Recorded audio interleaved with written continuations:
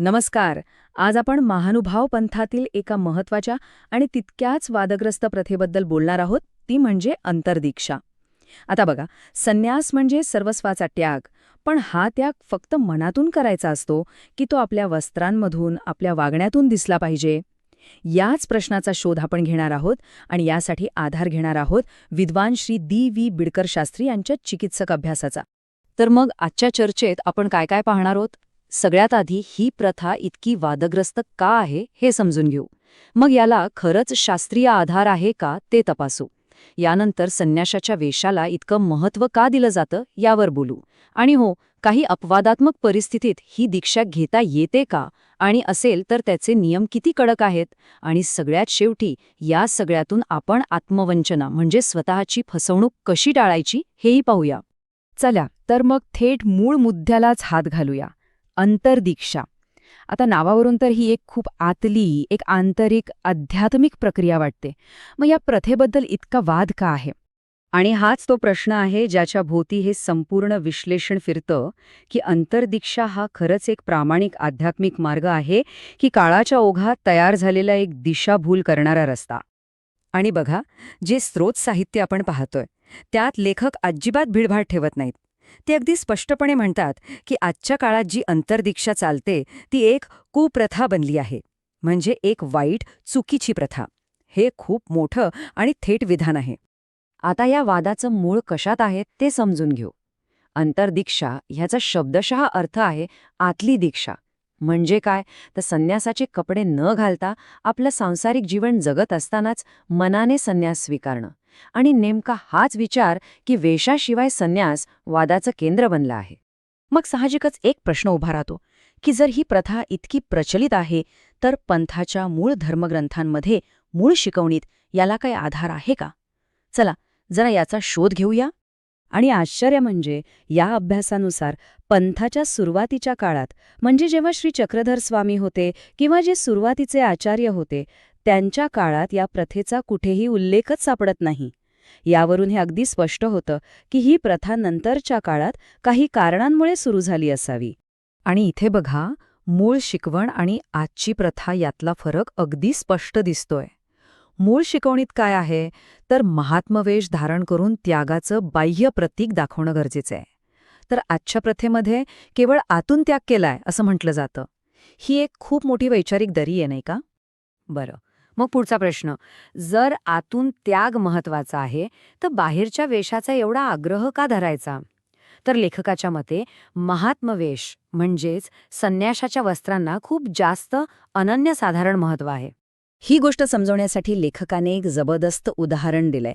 ते म्हणतात, जसं विवाहित स्त्रीसाठी तिच्या कपाळावरचं कुंकू हे तिच्या सौभाग्याचं लक्षण आहे, अगदी तसंच संन्यासासाठी त्याचा वेश आहे. तो काही ऑप्शनल नाहीये, ती त्याची ओळख आहे, त्याची वचनबद्धता आहे.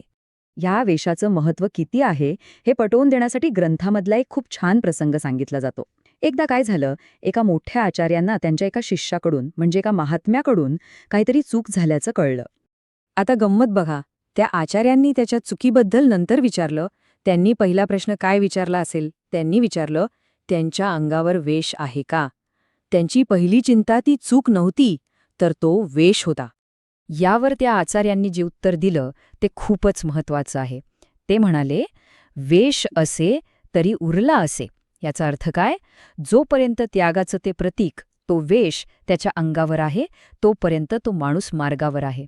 तो पूर्णपणे भरकटलेला नाही, त्याच्या परतण्याची एक आशा आहे. म्हणूनच हा मुद्दा लक्षात घेतला पाहिजे की महात्मवेश हे फक्त कपडे नाहीत. ते एका पवित्र व्रताचं, एका पवित्र शपथेचं मूर्तिमंत स्वरूप आहे. ते दाखवतं की या व्यक्तीने सांसारिक जीवनाशी पूर्णपणे संबंध तोडला आहे. पण मग अशी काही परिस्थिती येऊच शकत नाही का, जिथे वेश धारण करणं खरंच अशक्य असेल? तर हो, लेखक म्हणतात की अशी अपवादात्मक परिस्थिती असू शकते, पण त्यासाठीचे नियम प्रचंड कठोर आहेत. आणि हा फरक समजून घेणं खूप खूप महत्वाचं आहे. अंतर्दीक्षा म्हणजे काही सोयीनुसार निवडायचा मार्ग नाहीये. ती फक्त आणि फक्त तेव्हाच स्वीकारायला परवानगी आहे जेव्हा खरोखरच काहीतरी मोठी अडचण असेल. शास्त्रात याला अडणी म्हणतात, ज्यामुळे संन्यास घेणंच शक्य नसतं. म्हणजे हा एक शेवटचा पर्याय आहे, पहिली पसंती नाही. आणि समजा एखाद्याला असा मार्ग स्वीकारावा लागलाच, तर त्याला 3 मूलभूत नियम पाळावेच लागतात. एक म्हणजे वाङ्नियम, म्हणजे बोलण्यावर नियंत्रण. दुसरं भूमिशयन, म्हणजे जमिनीवर झोपणं, ऐशोआराम सोडणं. आणि तिसरं, सर्वात महत्त्वाचं, ब्रह्मचर्य. आणि तेही फक्त शरीराने नाही, तर विचारांनी, शब्दांनी आणि कृतीने सुद्धा. इतकंच नाही, तर काही गोष्टींना तर स्पष्ट मनाई आहे. जसं की आपल्या कुटुंबासोबत, पत्नी मुलांसोबत राहणं, किंवा लोकांकडून मान सन्मान, जसं की गंध अक्षता स्वीकारणं. असं वागणं की जणू काही आपण पूर्ण संन्यासीच आहोत. का? कारण ह्या सगळ्या गोष्टी संन्यासी आणि गृहस्थ यांच्यातली रेषा पुसट करतात. आणि आजच्या प्रथेवर लेखकाचा मुख्य आक्षेप हाच आहे की हे नियम पाळले जात नाहीत. तर मग या सगळ्या चर्चेतून आपण काय शिकलो? लेखक या सर्व मुद्द्यांना एकत्र आणतात आणि आपल्याला एक अंतिम आणि खरं तर एक गंभीर इशारा देतात. हे लेखकाचं साधकांना एक थेट आवाहन आहे. ते कळकळीने सांगतात की आजकालच्या काळातल्या वेगवेगळ्या वस्त्रांच्या प्रकारांमुळे गोंधळून जाऊ नका आणि कोणत्याही शास्त्रीय आधाराशिवाय अंतर्दीक्षा घेऊन स्वतःचीच फसवणूक करू नका. थोडक्यात सांगायचं तर या संपूर्ण अभ्यासाचा अंतिम संदेश हाच आहे की खरी वचनबद्धता, खरा आध्यात्मिक प्रवास हा दुहेरी असतो. त्यासाठी आतला निश्चय जेवढा महत्वाचा आहे, तेवढाच त्यागाचा बाहेरचा आविष्कारही महत्वाचा आहे. हे एका नाण्याच्या 2 बाजूंसारखं आहे. एकीशिवाय दुसरी बाजू अपूर्णच राहते. आणि हाच विचार आपल्याला एका अंतिम आणि विचार करायला लावणाऱ्या प्रश्नावर आणून सोडतो, की खरा त्याग फक्त मनात असतो की तो व्यक्तीच्या वेशातून आणि त्याच्या प्रत्येक कृतीतूनही दिसला पाहिजे. हा प्रश्न केवळ एका प्रथेबद्दल नाही, तर आध्यात्मिक वचनबद्धतेच्या मूळ स्वरूपाबद्दलच आहे. नमस्कार. आज आपण महानुभाव पंथातील एका महत्त्वाच्या आणि तितक्याच वादग्रस्त प्रथेबद्दल बोलणार आहोत, ती म्हणजे अंतर्दीक्षा. आता बघा, संन्यास म्हणजे सर्वस्वाचा त्याग, पण हा त्याग फक्त मनातून करायचा असतो की तो आपल्या वस्त्रांमधून, आपल्या वागण्यातून दिसला पाहिजे? याच प्रश्नाचा शोध आपण घेणार आहोत आणि यासाठी आधार घेणार आहोत विद्वान श्री दी बिडकर शास्त्री यांच्या चिकित्सक अभ्यासाचा. तर मग आजच्या चर्चेत आपण काय काय पाहणार आहोत? सगळ्यात आधी ही प्रथा इतकी वादग्रस्त का आहे हे समजून घेऊ. मग याला खरंच शास्त्रीय आधार आहे का ते तपासू. यानंतर संन्याशाच्या वेशाला इतकं महत्त्व का दिलं जातं यावर बोलू. आणि हो, काही अपवादात्मक परिस्थितीत ही दीक्षा घेता येते का, आणि असेल तर त्याचे नियम किती कडक आहेत. आणि सगळ्यात शेवटी या सगळ्यातून आपण आत्मवंचना म्हणजे स्वतःची फसवणूक कशी टाळायची हेही पाहूया. चला तर मग थेट मूळ मुद्द्यालाच हात घालूया. अंतर्दीक्षा. आता नावावरून तर ही एक खूप आतली, एक आंतरिक, आध्यात्मिक प्रक्रिया वाटते. मग या प्रथेबद्दल इतका वाद का आहे? आणि हाच तो प्रश्न आहे ज्याच्या भोवती हे संपूर्ण विश्लेषण फिरतं, की अंतर्दीक्षा हा खरंच एक प्रामाणिक आध्यात्मिक मार्ग आहे की काळाच्या ओघात तयार झालेला एक दिशाभूल करणारा रस्ता. आणि बघा, जे स्रोत साहित्य आपण पाहतोय त्यात लेखक अजिबात भिडभाड ठेवत नाहीत. ते अगदी स्पष्टपणे म्हणतात की आजच्या काळात जी अंतर्दीक्षा चालते ती एक कुप्रथा बनली आहे, म्हणजे एक वाईट, चुकीची प्रथा. हे खूप मोठं आणि थेट विधान आहे. आता या वादाचं मूळ कशात आहे ते समजून घेऊ. अंतर्दीक्षा ह्याचा शब्दशः अर्थ आहे आतली दीक्षा. म्हणजे काय? तर संन्यासाचे कपडे न घालता आपलं सांसारिक जीवन जगत असतानाच मनाने संन्यास स्वीकारणं. आणि नेमका हाच विचार की वेशाशिवाय संन्यास वादाचं केंद्र बनला आहे. मग साहजिकच एक प्रश्न उभा राहतो की जर ही प्रथा इतकी प्रचलित आहे, तर पंथाच्या मूळ धर्मग्रंथांमध्ये, मूळ शिकवणीत याला काही आधार आहे का? चला जरा याचा शोध घेऊया. आणि आश्चर्य म्हणजे या अभ्यासानुसार पंथाच्या सुरुवातीच्या काळात, म्हणजे जेव्हा श्री चक्रधर स्वामी होते किंवा जे सुरुवातीचे आचार्य होते, त्यांच्या काळात या प्रथेचा कुठेही उल्लेखच सापडत नाही. यावरून हे अगदी स्पष्ट होतं की ही प्रथा नंतरच्या काळात काही कारणांमुळे सुरू झाली असावी. आणि इथे बघा, मूळ शिकवण आणि आजची प्रथा यातला फरक अगदी स्पष्ट दिसतोय. मूळ शिकवणीत काय आहे, तर महात्मवेश धारण करून त्यागाचं बाह्य प्रतीक दाखवणं गरजेचं आहे. तर आजच्या प्रथेमध्ये केवळ आतून त्याग केलाय असं म्हटलं जातं. ही एक खूप मोठी वैचारिक दरी आहे, नाही का? बरं, मग पुढचा प्रश्न. जर आतून त्याग महत्वाचा आहे, तर बाहेरच्या वेशाचा एवढा आग्रह का धरायचा? तर लेखकाच्या मते महात्मवेश म्हणजेच संन्याशाच्या वस्त्रांना खूप जास्त अनन्यसाधारण महत्त्व आहे. ही गोष्ट समजवण्यासाठी लेखकाने एक जबरदस्त उदाहरण दिलंय. ते म्हणतात, जसं विवाहित स्त्रीसाठी तिच्या कपाळावरचं कुंकू हे तिच्या सौभाग्याचं लक्षण आहे, अगदी तसंच संन्यासासाठी त्याचा वेश आहे. तो काही ऑप्शनल नाहीये, ती त्याची ओळख आहे, त्याची वचनबद्धता आहे.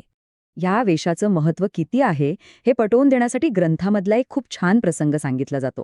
एकदा काय झालं, एका मोठ्या आचार्यांना त्यांच्या एका शिष्याकडून म्हणजे एका महात्म्याकडून काहीतरी चूक झाल्याचं कळलं. आता गंमत बघा, त्या आचार्यांनी त्याच्या चुकीबद्दल नंतर विचारलं. त्यांनी पहिला प्रश्न काय विचारला असेल? त्यांनी विचारलं, त्यांच्या अंगावर वेश आहे का? त्यांची पहिली चिंता ती चूक नव्हती, तर तो वेश होता. यावर त्या आचार्यांनी जे उत्तर दिलं ते खूपच महत्वाचं आहे. ते म्हणाले, वेश असे तरी उरला असे. याचा अर्थ काय? जोपर्यंत त्यागाचं ते प्रतीक, तो वेश त्याच्या अंगावर आहे, तोपर्यंत तो माणूस मार्गावर आहे. तो पूर्णपणे भरकटलेला नाही, त्याच्या परतण्याची एक आशा आहे. म्हणूनच हा मुद्दा लक्षात घेतला पाहिजे की महात्मवेश हे फक्त कपडे नाहीत. ते एका पवित्र व्रताचं, एका पवित्र शपथेचं मूर्तिमंत स्वरूप आहे. ते दाखवतं की या व्यक्तीने सांसारिक जीवनाशी पूर्णपणे संबंध तोडला आहे.